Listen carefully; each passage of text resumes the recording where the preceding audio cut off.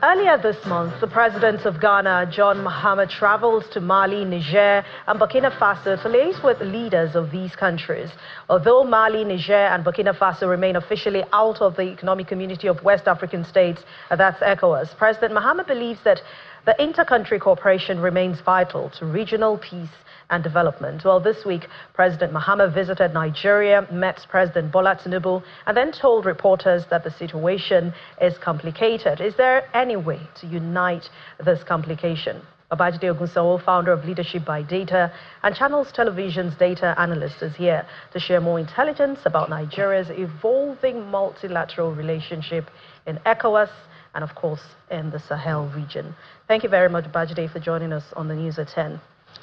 Always a pleasure to be here. Well, some scholars have described Eid al-Fitr as a season of reflection. So what are your reflections on Ghana's leadership role, of course, in rebuilding trust among countries, especially in the West African region? So there are different ways to look at this. But just before we talk about why is President John Mahama of Ghana concerned about what is going on in West Africa, just before we answer that, and there are three celebrations happening today. The first celebration is that tomorrow is a public holiday. It's the last day of the first quarter of 2025. Nigerians are celebrating that. The second celebration, Anne, is that 2 billion mothers in the world are celebrating Mother's Day. They are facing and they're celebrating how they've been climbing up the ladder and facing the challenges of womanhood.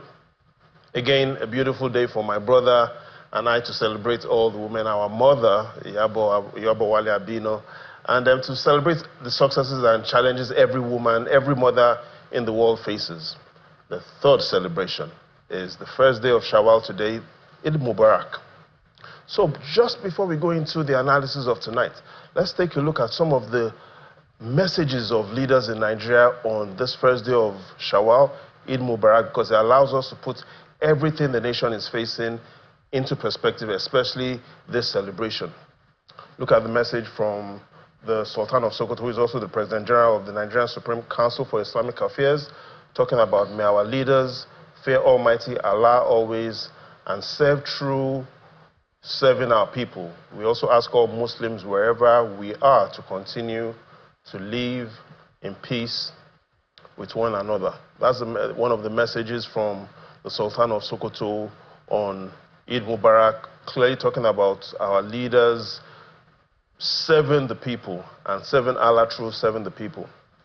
The President's message is crisp and clear. May our sacrifices, birth renewal, and our dear nation find peace and progress.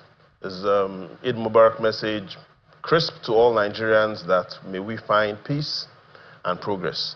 Clearly, it allows us to put all of this in perspective, especially looking at even what the Chief of Defense Staff, General Christopher Gwabi Musa, how he's put peace, unity, and gratitude. For him, he says, Eid al-Fitr marks the end of Ramadan. It does not mark the end of good deeds to one another. So with this, it allows us to clearly understand the importance and significance of Ramadan and what happens post-Ramadan in this first day of Shawwal. Now to the crux of tonight's analysis.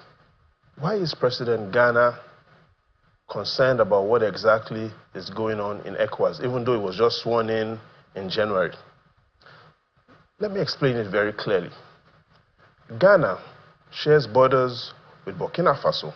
Now, you know Burkina Faso is currently rated as the most terrorized country in the world. Burkina Faso shares borders with Mali. Mali shares borders with Niger. Niger shares borders with Nigeria. What I'm saying is similar to what the French philosopher Alexandre Dumas said in 1844, Un pour tout et tout pour un. What does this mean? One for all for one. In simple terms, it's either all of us have peace or none of us have peace. One for all for one, as the French philosopher Alexandre Dumas put it. So what the President of Ghana is saying and what he is seeing is that we really are all together. None of us can be happy or all of us can only be happy if we are happy together. So let no country be under any illusion that you can be peaceful, yet your neighbors will not be peaceful. But did the president of Ghana give any clue as to what the leaders of Burkina Faso, Mali and Niger are willing to do in terms of rejoining ECOWAS? So from his discussions, his words and his body language, it is clear that Burkina Faso, Niger and Mali may not be coming into the ECOWAS region anytime soon. However, we must make this clear. Even though they are no longer in the ECOWAS region, they are still in Western Africa. You cannot, yes, you might choose not to be in the bloc, but as long as your land mass is still within Western Africa, you have no choice but to cooperate. So it's different if you could actually take out your country out of the map and move it to the Atlantic Ocean or anywhere they want to. The crux of the matter is they may be out of the bloc, they might have formed their own group, the Alliance for Sahel States. But what is clear, and exactly what the president of Ghana, John Mahama, is saying in his visit is we are all still living in Western Africa, and we all have to cooperate. Now, let's take a look at some of his visits, especially since the 9th of March, to look at how he has traveled. His first visit was on the 9th of March to Mali, where he met with President Assimi Goïta. Immediately after he left Mali, he went to Niger the same day, meeting with President Tijani. Then the following day, he visited Burkina Faso, meeting with President Ibrahim Traoré, before coming this week to meet with our president, President Tinubu, and describing the situation as complicated. However, what he's also clearly saying is that we are all still in Western Africa.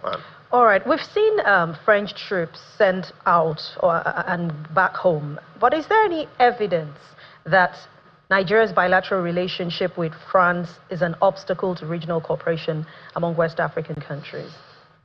So, speaking of evidence, there are three things I'll quickly share with you before we close. Perhaps you'll probably then be able to take your decision. Now, the first evidence we have was provided as the statistical evidence provided by the National Bureau of Statistics. And they tell us that last year, the first 9 months of last year, Nigeria's total trade with France, over 6 trillion naira. Nigeria's total trade with the rest of ECOWAS, less than 5 trillion naira. In simple terms, Nigeria is doing more business with France than it is doing with all of ECOWAS. First evidence.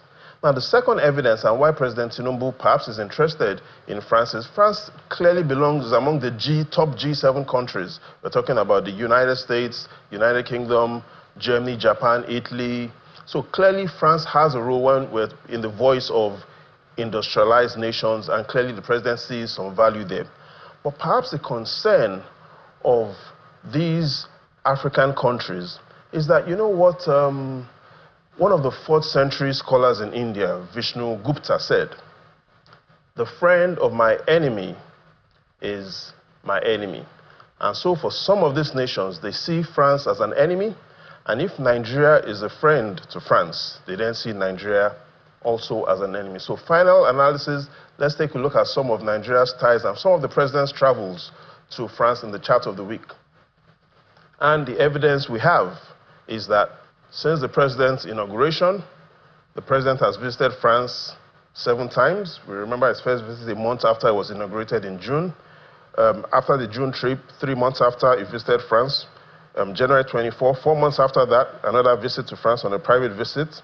7 months after, another visit. In all, 7 visits to France. If you work out the numbers, the evidence we have shows that President Tinubu visits France an average of 1 trip in 3.5 months. And so, for these other nations, they feel that Nigeria is a friend to France, and if France is their enemy, automatically Nigeria becomes an enemy. Don't forget, the friend of my enemy is my enemy, in the words of the Indian scholar Vishnu Gupta.